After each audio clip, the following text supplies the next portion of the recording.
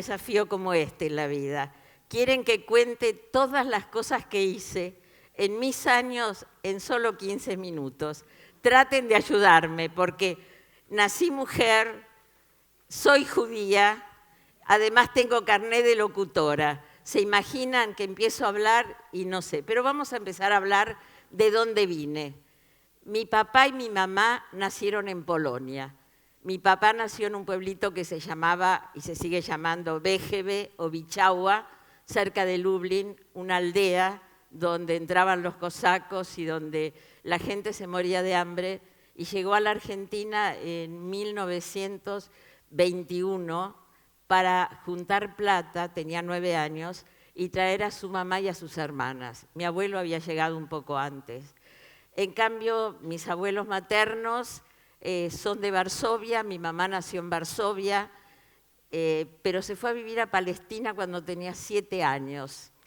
Y mi abuelo tenía una carnicería en Palestina, en una esquina que si hoy la siguiera teniendo yo sería multimillonaria.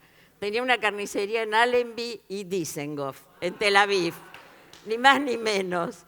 Pero mi abuela perdió un bebé y no se quiso quedar en Palestina, y gracias a Dios vinieron a la Argentina. Mamá llegó de 8 años y mi abuelo puso una carnicería en el mercado de Abasto, donde recuerdo ir y que estaban las primeras escaleras mecánicas de la Argentina.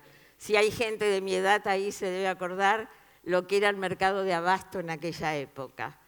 Me crié en una familia muy judía, donde las fiestas y el viernes se celebraba, donde mi abuela cocinaba y amasaba, y después una mamá que trabajaba a la par que el marido. Mi mamá y mi papá se conocieron muy jóvenes, se casaron muy jóvenes, como se hacía antes, y llegó una nena. Esperaban un varón, como toda familia judía, llegó la nena, pero la nena desde chiquita era muy independiente y era un poco difícil de dominar. La nena se fue criando, tenía 5 años, tenían mis padres un negocio en Corrientes y Riobamba, y al lado había una librería que se llamaba Palumbo. No sé si alguien la recuerda, era una librería con libros viejos. El dueño era un señor muy gordo que estaba siempre sentado en la puerta, y esta nena se escapaba, salía por la puerta del negocio, que no había ladrones en aquella época y las puertas de los negocios estaban abiertas, y se escapaba a la librería sin saber leer a hojear las páginas del Tesoro de la Juventud, que estaba en una biblioteca con un montón de tomos. Cuando no encontraban a la nena, que me decían Cookie, ¿dónde está Cookie? Cookie estaba en el fondo de la librería, sentada en el suelo, mirando el Tesoro de la Juventud. Creo que a partir de esa época comenzó mi afición por la lectura. Gracias a Dios no había televisión, entonces los chicos, si queríamos dejar volar la imaginación, teníamos que leer. Y yo leía mucho, leía todo. En aquella época la verdulería te envolvía las papas y todo lo que comprabas en papel de diario. Yo llegaba a casa, mamá sacudía la tierra del papel y yo me sentaba a leer el diario. Quizás no entendía lo que leía, pero me encantaba. El mejor regalo era a fin de año el libro de oro de Paturuzú. El Paturucito esperaba con ansiedad que llegara el Villiquen, que llegara la revista Mundo Infantil, y creo que eso me fue haciendo curiosa. Cada vez quería leer más, hasta esos libros que mamá tenía en la biblioteca en un estante un poco más alto y que uno se llevaba y los leía a escondidas. Eso y la radio. La radio me volvía loca. No sabía muy bien que iba a ser periodista, creo que ni siquiera lo soñaba. Soñaba con bajar por una escalera como Zuli Moreno, tener un teléfono blanco y un vestido muy ancho y una cintura muy chiquita. La vida me fue llevando por otros caminos, me recibí de bachiller, quise estudiar Derecho, veía mucho cine, yo vivía en Ramos Mejía, en Villa Sarmiento, y los miércoles eran 3 películas, los martes eran también 3 películas, uno era Día de Damas, otro era Día de Oferta, y las películas americanas tenían algo que me fascinaba, los juicios orales. Hombres y mujeres abogados defendían al acusado, siempre tenía que ser inocente el acusado, pero hablaban.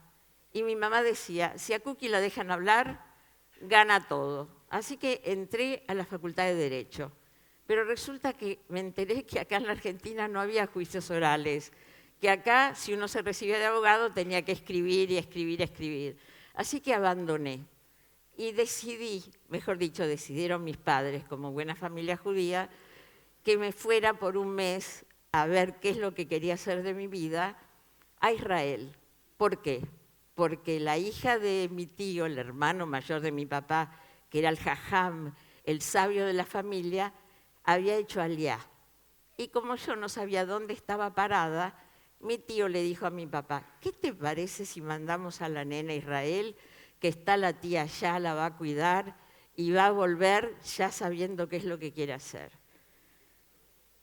El primer clic de mi vida lo hice, viajé, quiero avisarles, quiero contarles, viajé con 5 muchachos que iban a hacer aliá.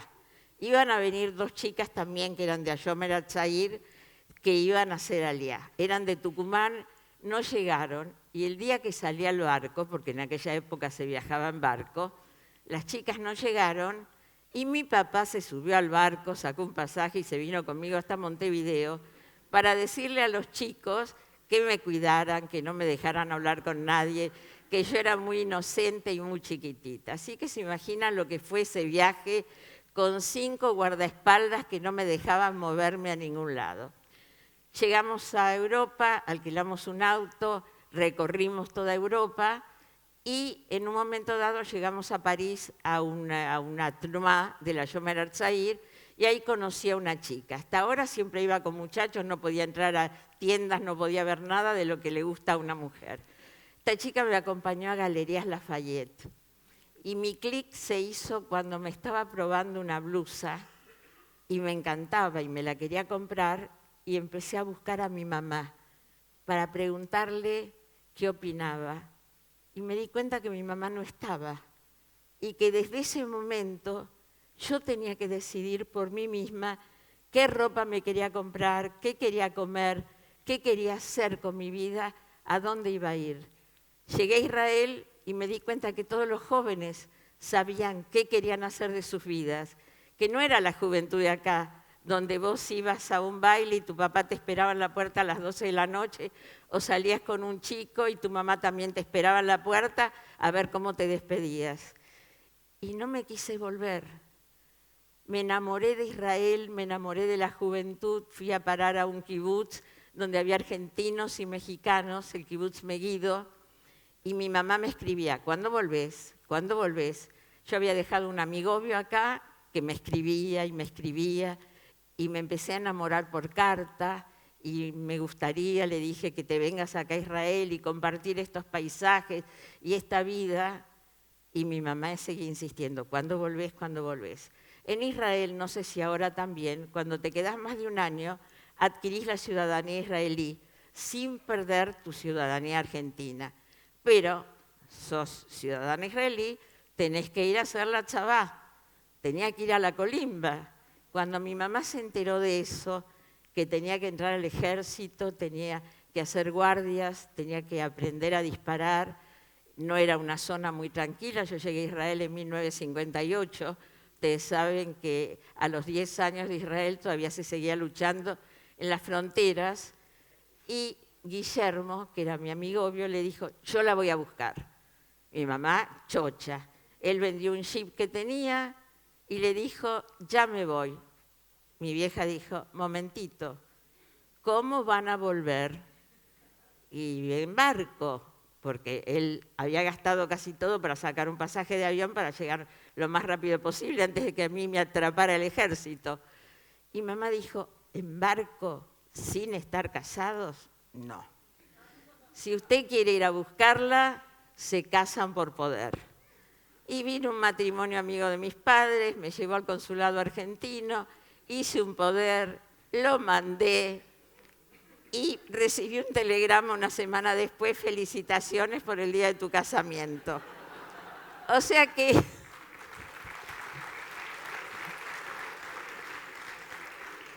el primer casamiento gay de la Argentina fue el de mi marido con mi tío, porque yo mandé un poder a nombre de un tío mío. Se casaron en el registro civil de Flores y la jueza los miró a los dos y les dijo, bueno, lo que digo siempre en los casamientos acá no corre, así que espero que cuando se encuentre con su mujer sean felices. Así que mi marido me vino a buscar, volvimos en barco, hicimos un noviazgo de 2 meses, porque nunca habíamos estado de novios, y vinieron los chicos. Vino primero Félix, el varón, a los 2 años vino la nena, y toda esta cosa de Zefloigene que tenía yo, no me alcanzaba con dar la teta, con cuidar a los chicos, con ayudar a mi marido que tenía un negocio. Yo necesitaba más, necesitaba independencia. ¿Qué podía hacer? Una amiga mía había viajado a Londres y se había traído 3 modelos de Mary Quant. ¿Se acuerdan la minifalda, la revolución que tuvimos las mujeres? Y le dije, ¿qué te parece si nos ponemos a fabricar ropa? Dale. Deshicimos los 3 vestidos, copiamos los moldes y empezamos a vender vestidos Mary Quant, pero los despachábamos. Annie Freidenberg, que era mi amiga, estaba estudiando psicología, por más que nos iba bien, se recibió y se quiso dedicar a lo de ella. Y yo estaba chocha porque salía a vender, iba a los negocios, tenía una vida independiente como me gustaba. Puse una fábrica un poco más grande, me dediqué a hacer kilt, esas polleras tableadas con el gancho, me dediqué a hacer hot pants, que eran los shorts, que nosotras también usábamos en una época, así que no asustarse de las chicas jóvenes. Y nada, me faltaba algo, pero no sabía qué. Y de repente una amiga mía, compañera de colegio desde primer año, estaba trabajando en un programa que fue el primer magazine de la radio. Se llamaba La Gallina Verde y muchos de ustedes lo deben haber escuchado. Estaba en Radio Belgrano todos los días de 9 a 1, 4 horas de radio. Conducía Raúl Calviño. Mi amiga y yo tenemos el mismo color de voz, o sea que yo empecé con un fraude. Y a ella la invitaron a un festival de cine en Brasil, era el Cinema Novo de Brasil y qué sé yo. Viene y me dice, dice, me invitaron al festival, yo hace poquito que estoy en la radio, no me van a dejar ir, pero como yo hago notas en la calle con el grabador, dice, ¿por qué no vas vos? Es una semana nada más. El único que se va a enterar va a ser Raúl Calviño, que era el conductor, y Roberto Siciliano, que era el técnico de sonido. Yo, que siempre dije a todo que sí, porque me animé a todo, dije, bueno, dale. Mi papá me había regalado una valijita gris que era un grabador geloso, a cinta. Nunca había tenido oportunidad de usarlo. Dije, mira qué buena oportunidad. Tenía que ir a la revista El Gráfico y a la revista Gente y hacer una nota al periodista que había sido el autor de la nota de tapa. O sea, era muy fácil. Veía si era un tipo que hablaba de fútbol, le preguntabas por qué hizo la nota, qué pasó, si era alguien que hablaba de las chicas de la revista Gente o de algún romance, le preguntabas y la nota era la persona a la cual le estabas hablando. Las llevaba a la radio, Siciliano las escuchaba, le parecían buenas, pasaban al aire y se transmitían como si fuera Ana María y no yo. Pasó la semana, a mí me empezó a gustar esta cosa de grabar. Iba a buscar a mis chicos al colegio y grababa a las mamás en la puerta. Tomaba un taxi y grababa al tachero, pero para mí, nada más, porque mi trabajo era la revista. Era el Día de la Madre, me acuerdo que era octubre, y a los chicos les preguntaba qué le van a regalar a la mamá. Hablaba con todo el mundo, pero todo quedaba en la cinta. Entonces, cuando Siciliano lo escuchaba, había cosas que le gustaban, se las pasaba a Calviño y Calviño las pasaba al aire. Llega mi amiga, me voy a despedir de Raúl Calviño, me voy a despedir de Roberto Siciliano, y Raúl me dice, no quiero que te vayas. No, sí, vino Ana María, el puesto.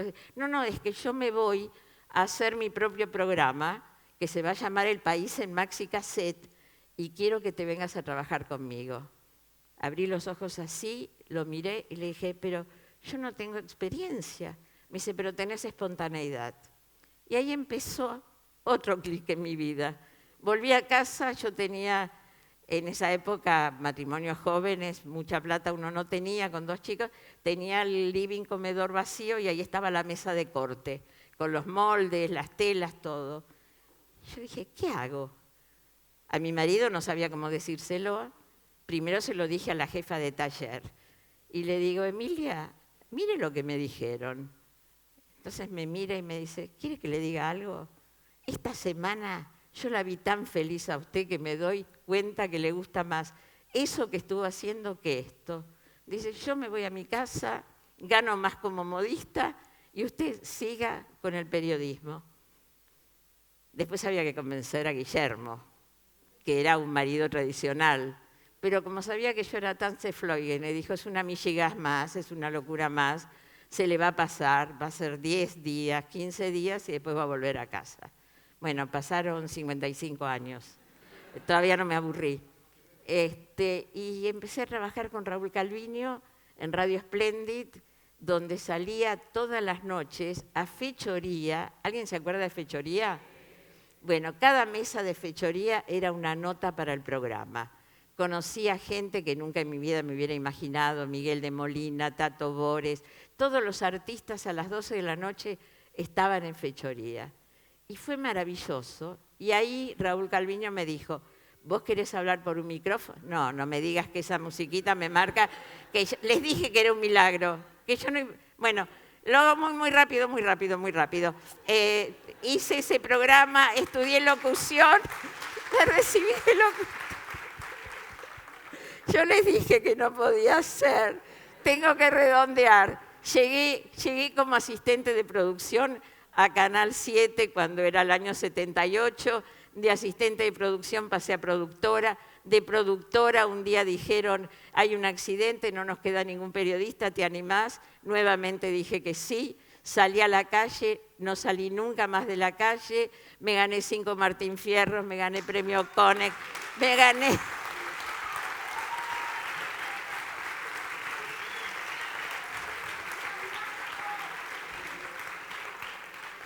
Mis hijos se casaron, tengo 4 nietos, una nieta casada, tengo 2 bisnietos y en diciembre cumplo 82 años. Mi lema... Dame un minuto, uno. Mi lema es que siempre se puede, que nunca es tarde, que no importa la edad, importan las ganas, y aprendí mucho de Lía Lerner, que decía, tengo la edad de mis proyectos. Y otra frase de ella, que se la copié, quiero que la muerte me encuentre bien viva y trabajando y haciendo lo que me gusta. Gracias.